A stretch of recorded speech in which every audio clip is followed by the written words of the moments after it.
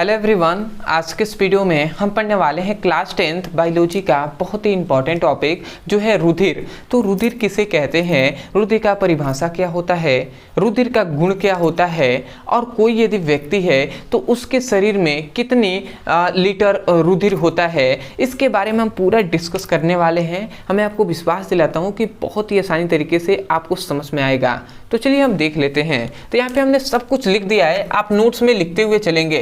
सबसे पहले आता है रुधिर। तो रुधिर का परिभाषा क्या होता है, तो हमने सिंपल में यहाँ पे हमने परिभाषा लिख दिया है कि जो रुधिर मतलब जो शरीर की कणिकाएं होती हैं, कणिकाएं मतलब शरीर के जो नसें होती हैं, तो वही हमने कहा है कि शरीर की कणिकाओं में एक विशेष प्रकार का एक विशेष प्रकार का तरल संयोजी ऊतक होता है, जिसे हम क्या कहते हैं, रुधिर कहते हैं।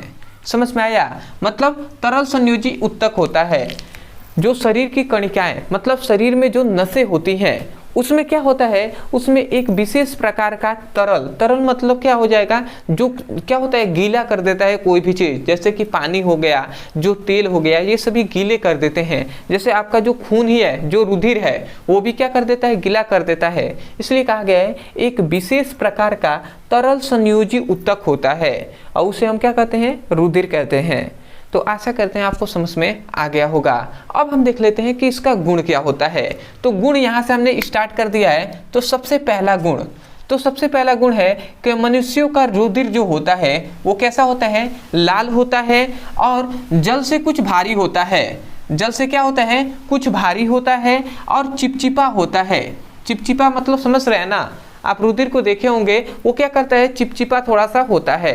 तो ये तीन इसके सबसे पहला हमने गुण बता दिया, लाल होता है, जल से कुछ भारी होता है और चिपचिपा जैसा होता है। दूसरा जो रुधिर होता है वो क्या होता है, रुधिर स्वाद में नमकीन जैसा होता है। ठीक है। तीसरा आपको याद रखेंगे कि रुधिर क्या होते हैं, क्षारीय अपारदर्शीय पदार्थ होता है। मतलब क्षारीय क्या होता है, क्षारीय अपारदर्शीय पदार्थ। अपारदर्शीय मतलब यदि हम रुधिर को कांच के गिलास में एक रख देते हैं तो यदि हम कहें कि उसके आर पार हमें दिखाई देगा, तो ऐसा नहीं होगा, उससे आर पार दिखाई नहीं देगा हमें। ठीक है, तो आपको समझ में आ गया होगा। या हम कहें कि उससे प्रकाश आर पार निकल जाएगा, तो ऐसा नहीं है। ठीक है, तो आपको समझ में आ गया होगा जो रुधिर होता है वो क्या होता है, क्षारीय होता है और अपारदर्शीय होता है। ठीक है, तो इसको आपको याद रखेंगे। अगला आता है कि रुधिर का पीएच मान, ये मोस्ट इंपॉर्टेंट है कि रुधिर का पीएच मान जो होता है वो 7.3 से लेकर 7.5 के बीच में होता है। तो इसको आपको याद रखना है। ये कॉम्पिटिटिव एग्जाम और जो आपके बहुविकल्पीय क्वेश्चन है उसमें ये पूछ लिया जाता है। अगला आता है कि मनुष्य के शरीर में कितने होते हैं। तो कोई भी यदि मनुष्य है तो यदि उसके मनुष्य का जो रुधिर होगा वो निर्भर करेगा कि उसका वेट कितना है। यदि कोई मनुष्य अगर मान लेते हैं कि 80 किलो का है, 90 किलो का है, तो उसके 90 किलो का मान लेते हैं यदि कोई व्यक्ति 100 किलो का है, तो 100 किलो का यदि वो व्यक्ति होगा तो उसमें 7 से 8% उसमें क्या होगा, रुधिर होगा। तो 7 से 8% का मतलब कि 7 से 8 लीटर क्या होगा, उसमें रुधिर होगा। कोई व्यक्ति यदि 100 किलो का है तो उसमें 7 से 8 लीटर क्या होगा, उसमें रुधिर होगा। तो इसलिए हमने यहाँ पर लिखा है कि मानव शरीर में रुधिर की मात्रा शरीर के भार के लगभग 7% से 8% के बीच होता है।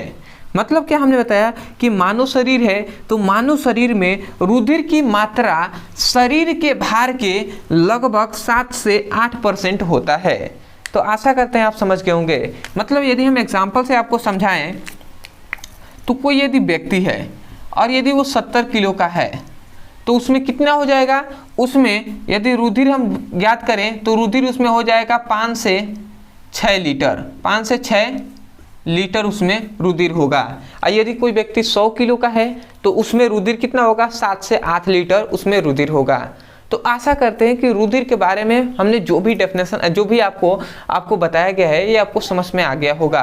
तो ये सभी इंपॉर्टेंट है, आपको इसको याद करके ही जाना है। तो अदरवाइज यदि आपको इस वीडियो से सीखने को मिला होगा तो चैनल को सब्सक्राइब कर लीजिएगा। और दूसरी बात कि हमें कमेंट सेक्शन में ज़रूर बताइएगा कि आपको वीडियो कैसा लगा। अदरवाइज यदि आप भी क्लास 10th का फिजिक्स, केमिस्ट्री और बायोलॉजी का चैप्टर वाइज सीक्वेंस में सभी वीडियो को पढ़ना चाहते हैं तो नीचे डिस्क्रिप्शन में हमने लिंक दे दिया है, तो उस लिंक पर क्लिक करके आप चैप्टर वाइज सीक्वेंस में फिजिक्स, केमिस्ट्री और बायोलॉजी की पढ़ाई कर सकते हैं। अदरवाइज यदि कोई भी टॉपिक है जो आपको समझ में नहीं आता है, केवल आप उस टॉपिक का नाम लिखिए यूट्यूब पर, अंत में हमारे चैनल का नाम लिखकर और सर्च कर दीजिए, तुरंत आपको वो वीडियो मिलेगा और वहाँ से उसकी पढ़ाई कर सकते हैं।